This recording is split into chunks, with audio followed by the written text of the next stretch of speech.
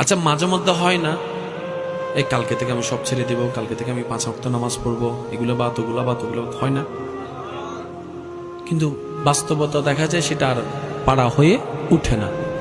সেক্ষেত্রে আমার ছোট্ট একটা পরামর্শ, আগে জিনিসটা একটু বোঝার চেষ্টা করেন।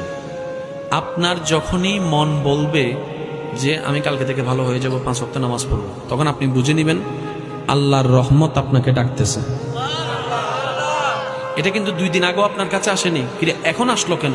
তাহলে আপনাকে বুঝতে হবে এটা আপনার রব আপনাকে ডাকতেছে।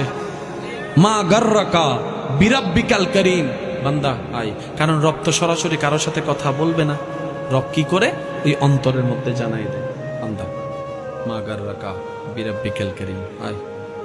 তখন কিন্তু আপনার সেই ইচ্ছাটা জাগে। এবার আপনি এই ইচ্ছায় সাড়া দিলে রাগ করবে কে? শয়তান। এবার শয়তান এখানে একটা ট্রিক খেলে, যেটা আমরা বোঝার চেষ্টা করি না।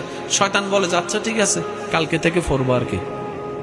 আপনি বলেন যে হ্যাঁ ঠিক আছে, এই কালকেটা আর আসে না। শয়তান ভালো করে জানে এরে যদি কোন রকম বুলাইয়া কালকে পর্যন্ত বলাইতে পারি, তাহলে কাল আর আমি আসতে দিব না, কারণ এখনের ফিলিং আর কালকে থাকবে না। আপনার আমার করণীয় হচ্ছে এখন মন চাচ্ছে এখন নামাজে দাঁড়ায় যাব, ফরজ নামাজ না থাকলে নফলে দাঁড়ায় যাব, কোরআন তেলাওয়াত করে যাব, দেখবেন যে আপনার কাজ হয়ে যাবে। সুবহানাল্লাহ।